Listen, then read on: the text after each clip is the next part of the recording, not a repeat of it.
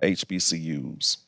So again, this isn't about charity, right? HBCUs have been a critical anchor, not only for the liberation and excellence that Black folks have provided the United States, but it's also provided a lighthouse for the United States and in many ways the world.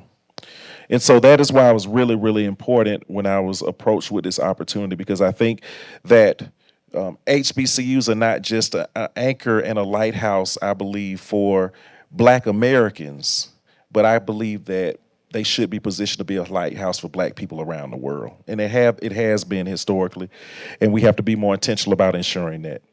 So I wanted to just provide that, but I want to also give our panelists, we have an esteemed group of panelists that will be going on this journey with us and talking about HBCUs. And so I want to start by giving the panelists an opportunity, because we want to leverage as much of our time as we can. So I want to give them actually a chance to introduce themselves and ask one simple question. The name, of course, the organizations they represent, and also, why are you passionate about HBCUs? I mean, evidently you were invited to sit on this panel not just because you know about HBCUs, but because you're passionate about them.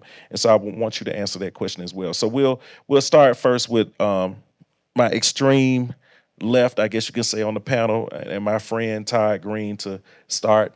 And introduce yourself and who you represent and why you passionate about HBCUs. Well, good morning and y buenos dias.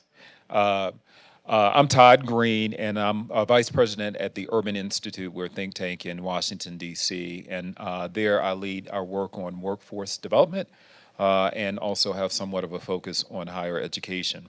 I had the pleasure of working for the four presidents of the historically black HBCUs in Atlanta, where I led the Atlanta University Center Consortium, which is the umbrella organization for those organizations. And I'm just going to say one word about why I'm passionate about HBCUs, and the word is magic. They are creating magic. They do magic. Magic occurs on their campus is every day, where they have opportunities to take people who have had oftentimes limited opportunities and people who've had a lot of opportunities. And they're able to give them and to make them into whatever it is they want to be. But not only that, they give people the confidence, which I think is really what's needed just for our society, not just at this moment, but always. Buenos dias, everyone. Not good night, but good morning. Um, Tell you how my day went yesterday. But my name is Reggie McGahee, and I am the global head of diversity recruiting at Reed Smith, which is an international law firm with 3,000 employees, 30 offices around the world. Although we don't have one in Columbia yet, but I'm working on it.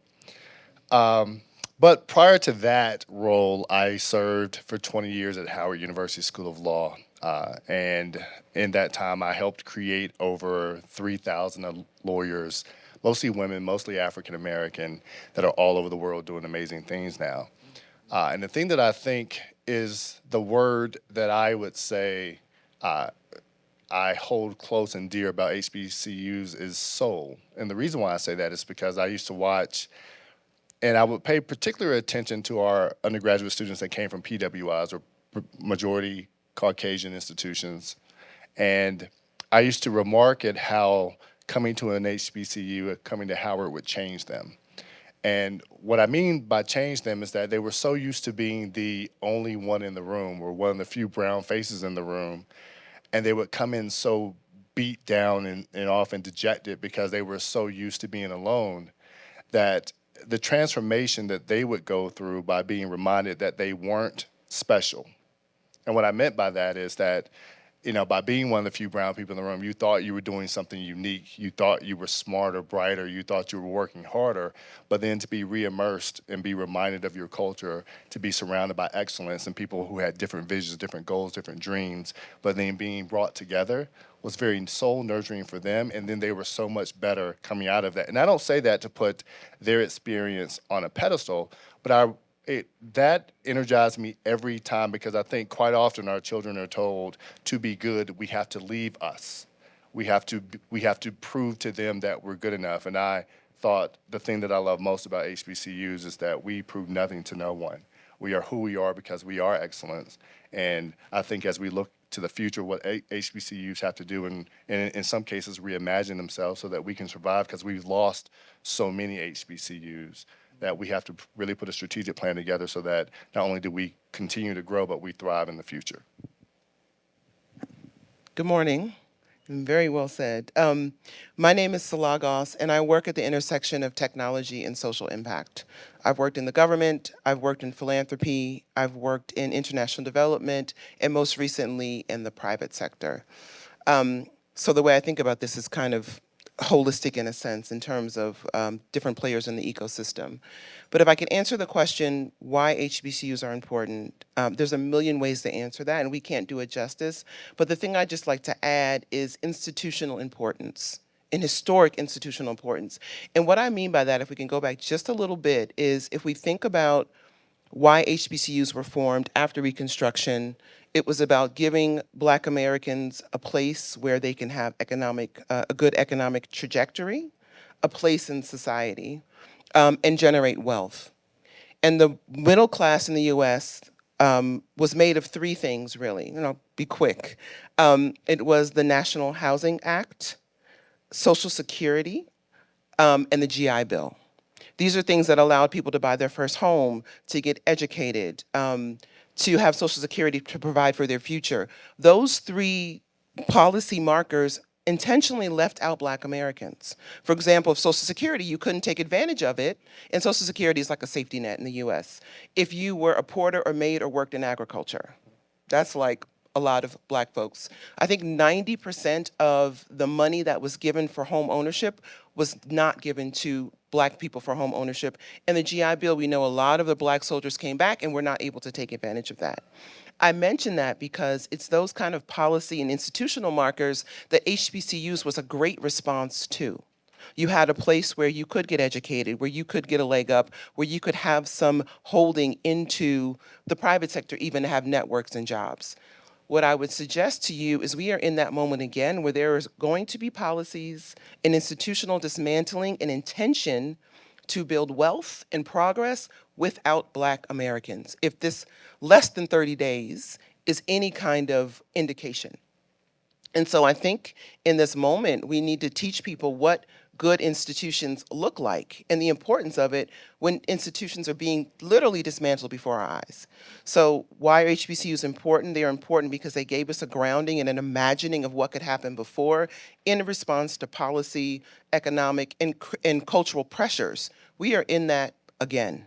And I think we're going to need HBCUs more than ever for those things. But add one last thing kind of related to soul.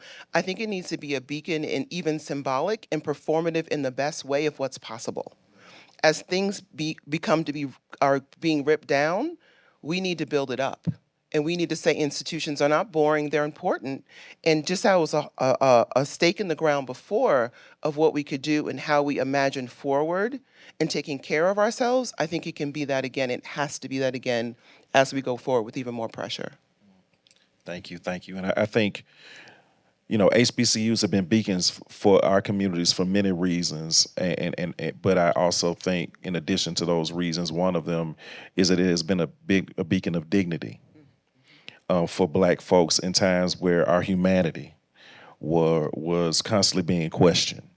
And the attempt to strip our dignity away from us has always been prevalent. But HBCUs in many ways have served as that firewall historically, where Black folks could come together and learn and be seen and be whole. And we're going to need that. Although I asked the question about why HBCUs are special, I wanted to answer it as well before I jump in for myself. I think a lot of times we lift up the folks that have been successful in industry, and our CEOs and other folks who have been able to be successful in this economy. The reason why I love HBCUs is that it has been the place where many of our troublemakers came from. and we're going to need more troublemakers. I believe we're definitely going to continue to need lawyers and doctors and CEOs, but we're going to need some troublemakers too. And I think that, from the legacy of Dr. King and other people, we're going to need those people who are committed to the prophetic tradition. And HBCUs have been home to so many, I'm not even going to name them, who have, America would not be America. In particular, the policies that we depend on would not exist if it was not for the troublemakers that have come out of the HBCUs. So, Salah, you started it.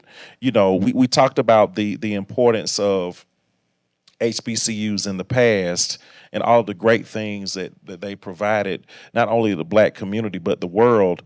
Why do you think that HBCUs will be even more important in the future? Good question. I think part of it I started saying because when we are in this being adamant about equity and adamant about right sizing what we deserve as we go forward, given our contribution. Having institutions that stand up and fight for that, I think is going to be very important. A symbol of dignity, a symbol of we haven't lost ground. Let's not succeed wins that haven't been actually won. I think this barrage of what we're facing right now is purpose. It's purposeful. It doesn't matter what the substance is. It doesn't matter what's going to stick. What we're being hit with, and I'm talking from a U.S. context, but I've worked internationally. You see it internationally also, but specifically in the U.S., what we're being hit with now is, I think, a purposeful barrage of things to make us feel hopeless. And so I think that beacon's going to be important. I think practically also, the reason why people go to college, not the whole reason, but is to get a good quality job. And so I think if I think about future-proofing HBCUs, I think making that promise real is going to be really important. And I think what that looks like, I have a tech background, I think of technology, is partnerships with industry to get a paid internship, to get a job, when you're in the door, to get somebody to partner with you to make sure you're successful and succeed in that organization. And organizations I've worked with, we've had programs to try to do that with varying degrees of success. So I think when you think about wealth, and you think about the having an income and employment plays in that, we have to make that more secure, particularly for two reasons. One is because if a student goes to college and doesn't finish, they are worse off oftentimes than one that didn't and followed vocational path instead, because they have student loans they can't pay back, and all the money they paid for toward a degree, they don't have that degree. The second reason also is because you see statistics where Black Americans are being more educated, especially Black women. A big portion of that is low-cost colleges that are not fulfilling on the degree promise. And I think HBCUs can do a lot to attract students who want an education, maybe can't afford it, to attract away from someone that said, yes, I went to college, but actually now I have more student loans, I can't get a job, and I'm actually worse off. So I think the symbol is there, getting students in is there, but making sure our students finish and finish in a way that can get a good quality job, I think is really critical. And I'll end on the tech piece. I've seen a lot, and Todd has been involved in this, really focus on HBCUs in tech.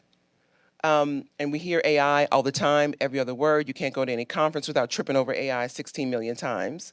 But it is important in that those will be the jobs. Those are the jobs right now.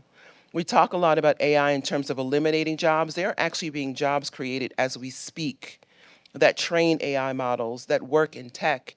Those jobs need to be inclusive, and those jobs need to be accessed by students from HBCUs. And a lot of times the skills aren't there and the connection is not there. So I think for them to keep being the symbols of hope, to keep actually fulfilling on quality jobs and employment, we really need to double down on technology and hold organizations accountable to actually getting these kids hired when they come out of it, because tech needs them too. Tech has to be inclusive. We know that there's algorithmic bias. We know that even in AI, you can't wash your hands as readily as somebody else because the model wasn't trained for your skin color. In COVID, it decided who got a respirator and who didn't. So we also need to have the tech talent diversified as well, and I think HBCUs can lead that charge. Could you repeat the question? The question was, It's okay. HBCUs have played an important role in the past and present. Why will HBCUs play a more important role in the future? I'm a product of two HBCUs, and the thing I appreciated about that is that I always tell students, and even looking as African Americans into the workforce now, when they're looking for communities to join for work, they're looking for communities that they feel emulate and reflect and celebrate the causes that are important to them. So it reminds me of my first journey through an HBCU of going where you're celebrated, not tolerated. And even in some cases now, not even tolerated, but just it more so allowed to be in the space, but not even remotely welcomed in the space. And I think back to the notion of when you're learning, you should be in the best environment where people pour into you, where they nurture you, where they support you. And I think as we enter this climate for at least the next 4 years, that are likely going to have ripples that will be generational, that our students are going to feel those environments very starkly that don't want them around. Now, I think at a certain point, it's very obvious that we have to step into those arenas and fight battles and fight wars, but you don't have to go through that while you're being trained. I think if you're in environments where you're being trained, where people pour into you, where they love you, where they support you, where they challenge you, but in the right way, then you have an armor on you so that you have a confidence that when you go back into those environments, you have to fight those battles. The thing you don't question is whether you deserve or have the capabilities or the right to be in the spaces to fight those battles. So as we look into the next generation, let me take one step back. I have an obligation whenever I'm on panels to make sure that I say this. There's no point in us rehashing what we all know. We know the problem. It's important that we leave here with, I think, actions that we can all take so that when we convene again next year, we can then do some type of audit of those actions and say, hey, did this work? And if so, how do we tweak this? And then let's build on this for the next step. So the thing I want all of us to do, whether you're attached to or affiliated with an HBCU or not, is take your expertise and give back to that institution in some way. There's a career services office. You can, if you're in the capacity or the position to hire, go make sure that you're hiring. If you can volunteer and go speak to a class in your subject area expertise, go speak to that class. One, be that example of what Black excellence looks like, or even allyship, what that looks like. But then two, financially support these institutions. I can promise you, while a lot of these institutions have the organizational funding to make the organization run, in many cases, the students don't have the financial funding to pay for food and living expenses. One thing that I remember from my HBCU experience is that that barrier was the one that was so much more difficult to overcome. I could get them academic scholarship money. I couldn't pay their rent. I couldn't get them financial aid so that they could make sure that they could get to class on time. And those are distinct barriers that impact our community because the economic gap between our children and white children, for example, is so large that it has ripple effects into everything that we do. So it's not just making sure that you donate back to your HBCU, but there's got to be ways that we're funding because we have to support beyond our children. And HBCUs are a good way to do it. And we can't look at HBCUs and be critical of them because in many cases, the gaps that they're filling, part of the reason why it's so much more difficult in funding for HBCUs is because the default rate financially for students at HBCUs is so much higher. That's not the school's fault. It's that the students don't pay their loans back. And when the students don't pay their loans back, then the government looks at the school so much more critically and they have to jump through so much more hurdles to get the financial aid that they need so that the students can get the funding that they need. So it's a vicious circle. And the only way we're going to break that circle is by us infusing more capital and making sure that there's financial aid and other safety nets for the students so that they can then emerge into the careers that hopefully will spark the change in the society that we want them to be. So HBCUs really are going to become the epicenter of the next generation because if those institutions don't exist, then our students, and I'm not discounting community colleges because right now more African American students are enrolling in community colleges than they are in HBCUs because one, they're being told that that's the step that they should take. And in many cases, it's a lot more affordable, but they're not getting the same, I think, institutional and societal support that they can get from an HBCU. So we have to make sure that we, as a community are always elevating and always amplifying what our HBCUs can do. I want to build on the comments that have been made so far, and I want to focus on two words. And the first word is historic. So that's what we hear about historically black colleges. And I think it's important to go back. We know we've heard that term, history repeats itself. So I'll just go back many decades ago. My cousin Chris is here. His grandfather was the first president at Texas Southern University. And back then, that was an opportunity. Those were the institutions where black people had to go. Like, we weren't necessarily given a lot of opportunities. Yeah, there were black people who were admitted into Ivy League institutions and other places, but in very small numbers. And what I suggest to you is that history repeats itself. So we're beginning to see this breakdown of affirmative action and other types of legal challenges that are serving to reduce, not at all, but at many institutions who had historically seen large numbers of black students to enroll.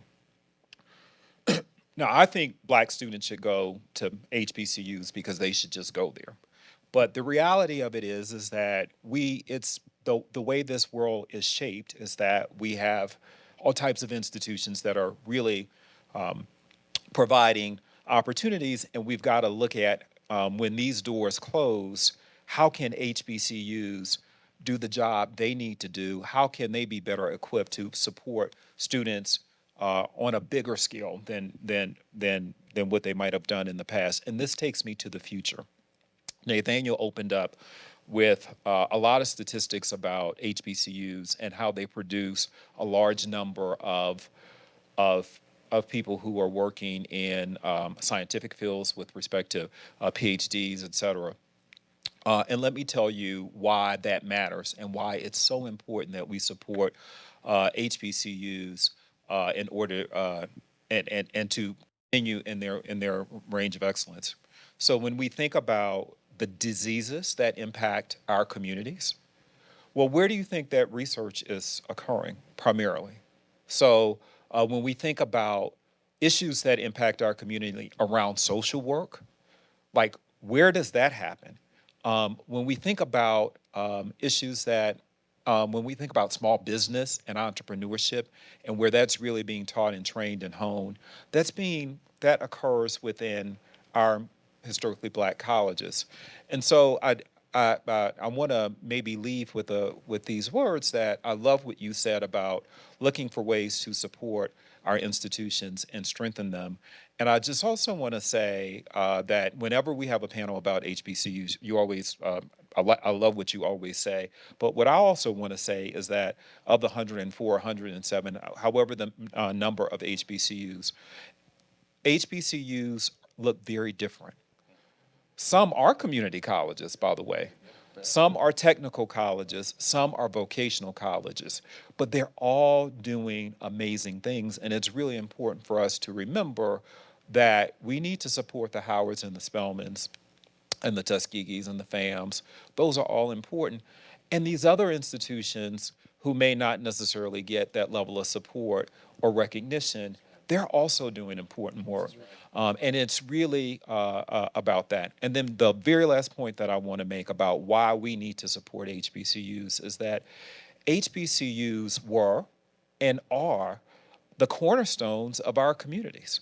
So when we talk about disinvestment in black communities, thank God for the HBCUs. Thank God for Edward Waters being in Jacksonville, Florida, and anchoring that community, which had been abandoned or disinvested. Thank God for Florida Memorial, which has been a part of the rebirth of Miami Gardens.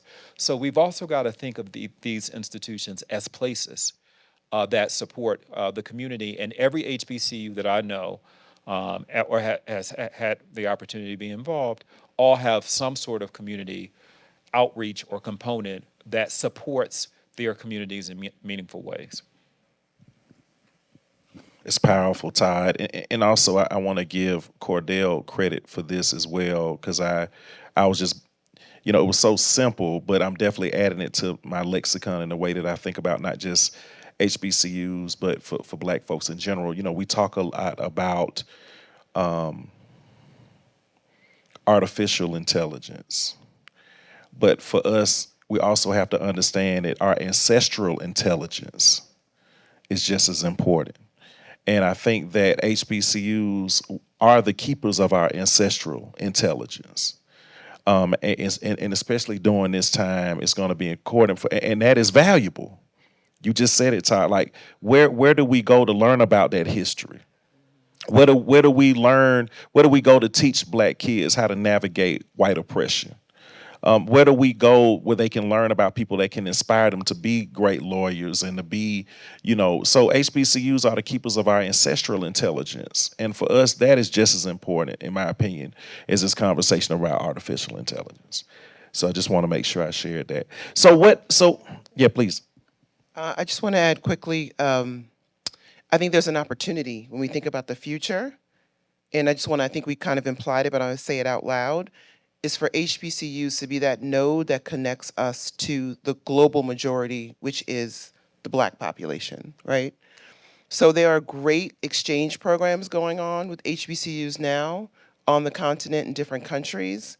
I think having young, talented students internationally connect with each other and exchange, I think is going to be a powerful step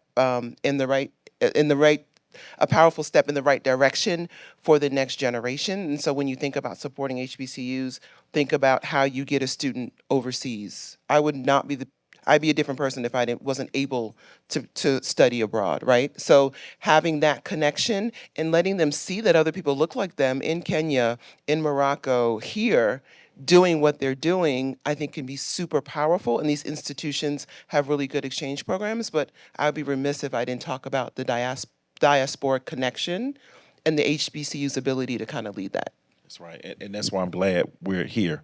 Yes, you jumping the gun. You want to ask a question? Please go ahead. Oh, we got 20 minutes. Okay, I got a lot of questions. Okay. So why don't? So I got one more question, and I'm gonna be short. I promise. Just a minute to answer the question. So, what do HBCUs need to do or be to step into this moment?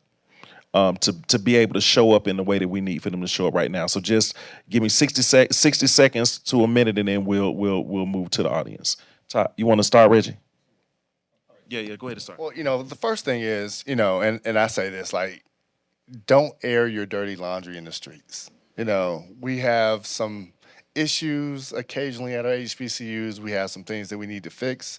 Let's fix those internally, please. Because, again, the ripples of speaking positivity or negativity into anything lives on well beyond the words. So I think if we look at what our HBCUs have had to overcome and withstand, the fact that they're still standing in this year alone shows that they're amazing institutions. The last thing we need to do is be in rooms and we're not speaking positivity into them. Now, when we get behind closed doors, say what needs to be said, but remember that we have an obligation to honor them first, is the piece of advice I would give. And I'm just going to say one piece of advice I would suggest is that for HBCUs, inspect what you expect. And so I think that there are so many moving pieces that there are opportunities for us to ensure that we're always giving our students our very best. And if we're not giving them our best, then we're not fulfilling our own promise. And I'll just give you an example of that. So every HBCU has a career service office. So one opportunity for inspection is what are the opportunities that the graduates from those programs have had? What are their experiences in these corporations that you're sending these students to?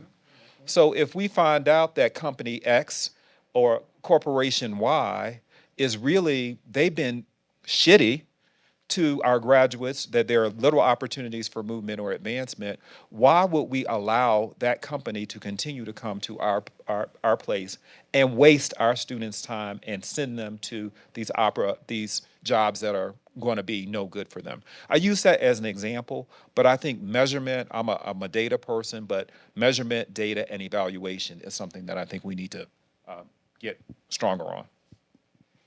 And I'll be really quick. Just emphasize again connection to the diaspora. I think it's going to be important. And then similar to what Todd said, connection to jobs, but as much attention to making sure the person is successful when they're placed in that job. So post-graduation success and employment is what I would say. Okay, now we're going to open the floor up for questions. And I do my Montel Williams thing now. Huh? Go ahead. Thank you. So would it be okay? So ask the question. We'll take three at a time. So ask your question. Okay. Yes. Good morning. My name is Tania Hope. I'm the director of the Ralph Bunche International Affairs Center at Howard University, which is the hub of all things international at Howard. I am also the great-granddaughter of John Hope, the first Black president of Morehouse, and some other things on the other side. But my interest in investment in this conversation is very, very deep. And it stems from your previous session. As we were touching on the global dimensions of what we were talking about in the session you were just in as a panelist, when we didn't get into the global conversation. But I think it's necessary. And I think that HBCUs are going to play a critical role in the connectivity of Black people across the world. But HBCU leadership does not see that vision yet. I started a symposium at Howard in 2017 called the HBCU Symposium on Study Abroad first.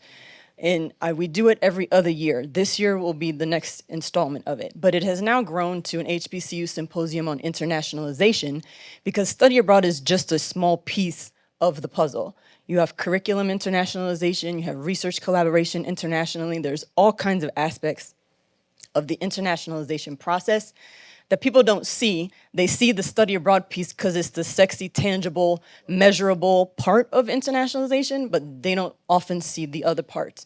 So we're gonna have that in November, and we're trying to broaden the conversation to incorporate different professional associations. Why should it be important for the National Association of Black Physicists and Black Engineers and Black Architects to have international perspectives? They have never been a part of the conversation, but they will this year because it is necessary and it is time. But our leadership they say it when it is appropriate and they're in the right spaces to talk about it, but then they go back and you can see the commitment by the budgetary allocation. I have a staff of 2 people in my office. At max, we are only ever 4. It doesn't include a finance person, doesn't include a comms person. All kinds of things are missing. And that's Howard University. Imagine the other universities. There are senior international officers in some of them, but mostly no. So I think this conversation is wonderful. It needs to be held in the presence of senior leadership, presidents in particular, of HBCUs, so they can see the connectivity for their students, for their faculty, for their fundraising, for their international research collaborations, et cetera. So I don't know if there was a question in there, but it was yeah. So I'll say it is a question. How can we get senior leadership to get them more on board with understanding the international implications of HBCUs?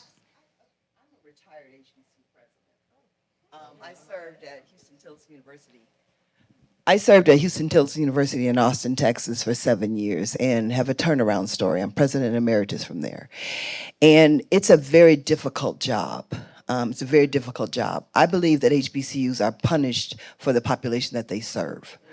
My institution was founded in 1875, about to celebrate its 150th year, 10 years after the fall of the brutal institution of slavery. So you think about that. They were educating people who had been enslaved or who were children of people who had been enslaved. Our schools have a lot of power, and I think we are a catalyst.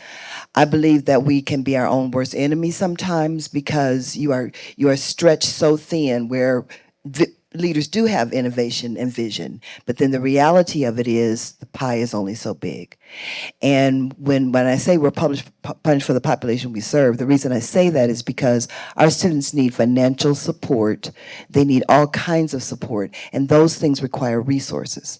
And our schools we don't have any different problems than other institutions have, but our schools, just like our people, are seen in a different light when we have the same problems that other institutions have. We just have more resilience. You have schools with billions of dollars of endowments thinking of closing now. So I love the call to action, and I love the term firewall. The call to action is to support our schools. We are not monolithic, and we are not for everyone. So young people have to find their fit, and we as a people need to uphold these institutions as legacy institutions that built the middle class and can continue to build wealth, and generational power and wisdom. And it's very complicated because the pie is only so big. So, and I did not attend an HBCU, but I love them because we graduate families, not individuals. Thank you for sharing. Okay, go ahead, brother. And let's get a real question this time. I don't think it's a question. It connects the dots. I was just at Greensboro, North Carolina. I went to Bennett College for the first time. I had never heard of Bennett because a woman named Dr. Temple Smith was obsessed with Bennett. I want to connect financial education. We just did a financial questionnaire. The students there don't understand about money. They got debt, and the credit card debt is affecting their grades.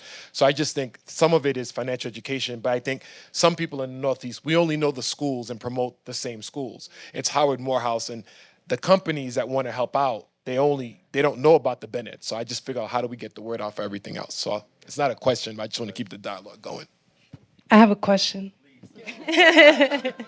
Good morning. Thank you all so much for being here. My name is Andrea Ardilla.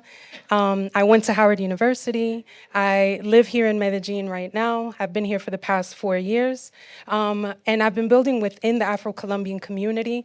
And I'm so excited that you all are talking about action. So locally, there is a large community that is within Origin and Culture that's creating events, opportunities to connect via tourism, and we are looking to become completely self-sustainable and create real opportunities for local Afro-Colombian community. Within that community, we have a lot of leaders, activists, specifically I would be remiss if I don't mention Afro UDA, the Black Student Org at Universidad de Antioquia.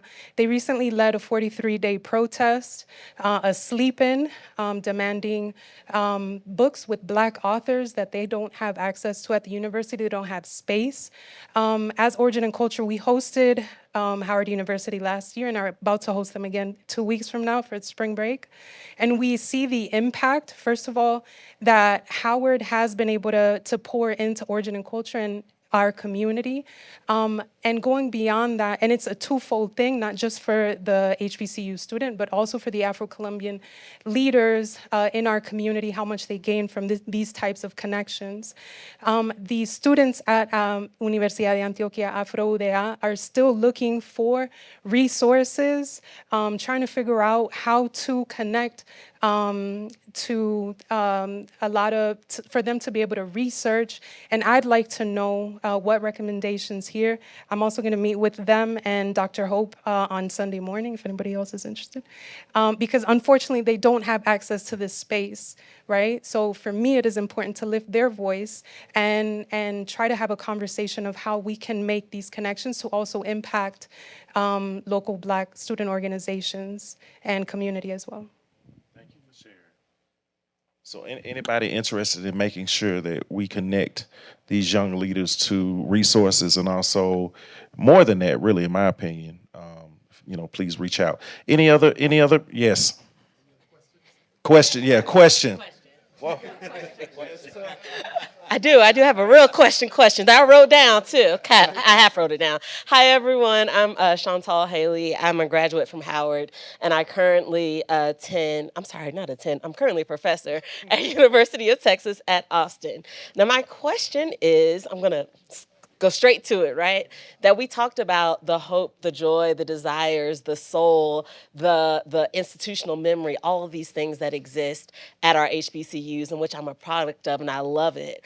But I work at a PWI, right?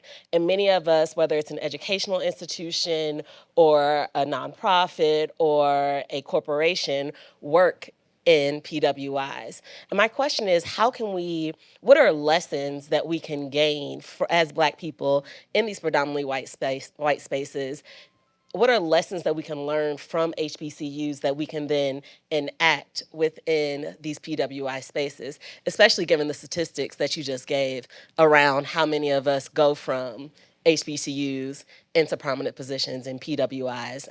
And by institutions, I mean that broadly. Any thoughts on that? So you started off with a comment about leadership and what leadership is doing, and I appreciate your comments, President Emerita. There is a crisis when we have HBCU presidents who have a tenure of 2 years or 3 years. And I can tell you that impacts so many students because there's never an opportunity to get traction about any of these things that you talked about any of these programs, about any of the relationship with research. So it's really hard to move the needle if you have a short period of time. So I think a call to action for us is how do we ensure that we're selecting the best leaders possible, and then B, how do we support them? Like how could we? I think a question you brought up about support. I worked at Georgia Tech, and I worked at and I was like, they expect me to do all this work with these few resources. Well, when I got to the HBCU campus, they were miracle workers. I mean, it was people were doing. Nobody had one job, and nobody had two jobs. Everybody had 3 and 4 jobs, and so I do think that it's important for us to get real. And rather than tearing down, we need to look for ways to uphold and to support the leader. And we need to look for ways to select the right leader to begin with. And we need to make that job much more, we need to create opportunities to make it more attractive. Now, you didn't say this, it sounds like you had a great board, but I could not leave this conversation if I didn't say this. We have, if you think of a chart where you have presidents on one axis and the board on the other axis. You got good board, good president. You got good board, bad president. You got bad board, good president, and then you got bad president, bad board. Well, the problem is when you get in that lower quadrant, it's hard to get out of it because a good president is not going to go somewhere where there's a bad board. So we've got to, and not last long, and that creates churn. And I mean, I'll just say Bethune-Cookman. Now, I don't know the people on the board, but it's a sin and a shame how many presidents they have gone through in a short period of time. And they're just an example of that. But what about those students? I can tell you that it matters what happens when there's that type of leadership transition. To answer your be a mole. I say that because it's amazing to me how often students are getting the impression that Black is less than. And quite often, if you look at a lot of populations, especially a school like UT Austin, there's probably more Black students at UT Austin than there is at some of the HBCUs in some other states. So you effectively have an HBCU where they are still looking for community and can still support and be there for each other. However, I do think that those communities are going to be attacked in the next 4 to 5 years, if not longer. So because you are in a leadership position as a professor, as an administrator, you're going to have to figure out a way to hold that community together because your obligations are different than the students. But if you can do that, the beauty of that, and sometimes it's just figuring out ways to maybe partner with established organizations that are designed to build community and bring those people into the school and then embed them into the student population as best you can, because I don't even know how risky it's going to be. But you can do that sometimes through professional development, financial aid awareness, financial education, and bring some experts here or in your city or in your network that are willing to host and bring that across curriculum, across classes, across different majors, because again, the community is what's important to support. And don't think that you have to do it alone. I'm sure that there's a lot of professionals, and maybe just convene them first to then embed that idea and then spread it through the student population. I'll just add quickly to the last one. I think it's important because even if you look just in terms of the numbers, a lot of the Black leaders are going to come out of PWIs. HBCUs are very important, but we can't, not face that reality. So I think the one thing in having gone to, I don't even know how many degrees, and all been predominantly white institutions, the need for community is real. And one of the things I think you can think about is connection to HBCUs. So I went to Johns Hopkins undergrad, African studies major. There was not one single African language offered there's more than 1,000. And so we just developed a program where we got a bus, we drove a bus to Morgan State University and took Swahili. And those were some of the best classes I took and some of the memories and friends I still have now because we needed that community. So even if you're in a PWI, reaching out to HBCUs and wherever you are, there are HBCUs in your city, in your state, I think is a good thing to do for your students also. One more question for right here. Thank you. Good morning and good afternoon, everyone. My name is Ashley Wisdom, and I am too a daughter of Howard University, and I'm the founder and CEO of a venture-backed company. And so I say that because I want to preface my question and say that it's going to be a bit capitalistic. As someone who's raised capital from institutional investors, I know how important it is to have diverse fund managers because they're more likely to invest in founders who look like me. And so my question is, what role do you see the endowments of HBCUs playing in investing in emerging and diverse fund managers as we think about Black wealth creation? I've got an investment from Stanford, from Columbia. I would love to say that Howard University is on my cap table, or people who went to Howard were on my cap table, but that's very limited. And when I look at it in comparison to some of my peers who went to Harvard Business School, Stanford Business School, the network and the type of capital that they're able to access is it's incredible. And so I would love to see the same for Howard. And when I do exit my company, I do plan to provide a gift to Howard University because I want to see more Black entrepreneurs. But to summarize, the question is, what role do you see HBCU endowments playing in investing in diverse fund managers?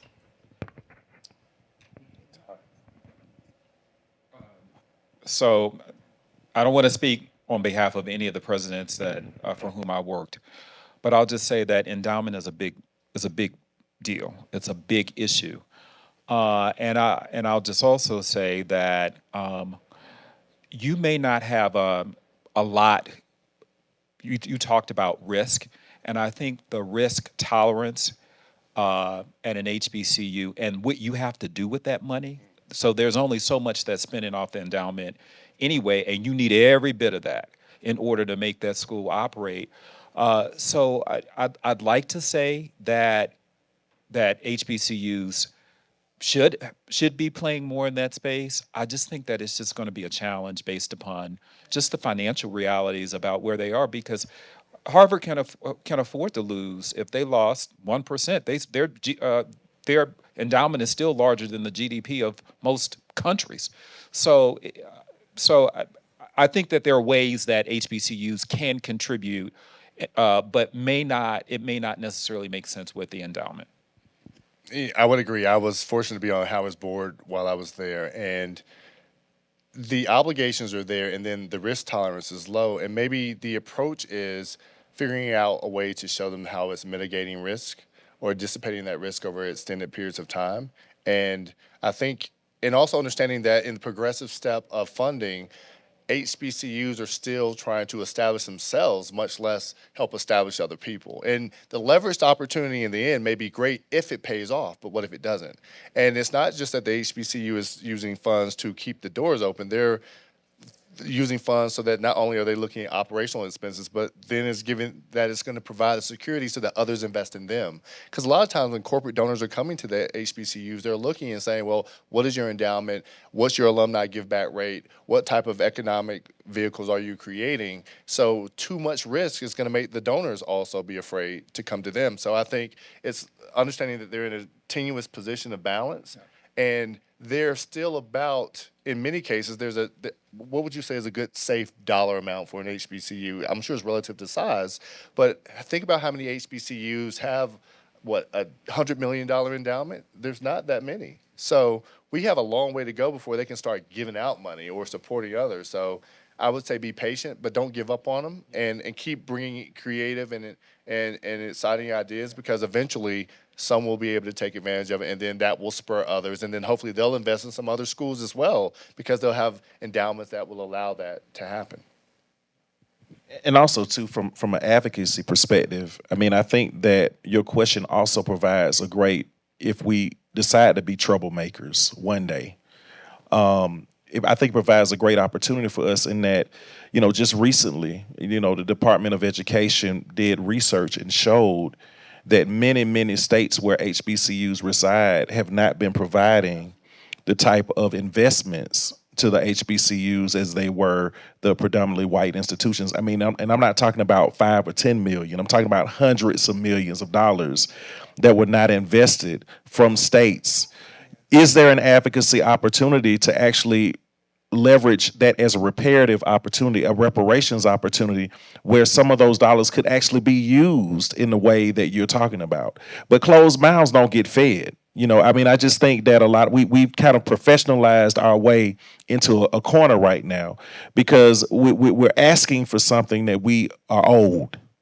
And so I think that there are many advocacy opportunities on the state level, and we've been given the pathway towards that advocacy through that type of research to say, where is our money? And once we have that money, then we can decide to leverage it in a great way that you're talking about. So there was actually a case in Maryland where all the Maryland HBCUs were given a large award. Governor Hogan actually signed it because he was held liable in court to repair the disproportionate funding for Morgan, I think it was Coppin, a number of the HBCUs, because generationally they were owed hundreds of millions of dollars because it wasn't given to them through the state appropriation. So that would be one example of where to go to get some research that may give you a good example of how to and I'm happy to work with you because I know a lot about that program because the law school at Howard was a part of the litigation strategy that helped get that litigation passed. So let's give our panelists a round of applause, please. I know I hate to cut it off in that way, but I got the Sandman over there telling me that we gotta finish up. But let me just say thank you all so much for participating. I hope this won't be the last time you have a conversation about HBCUs.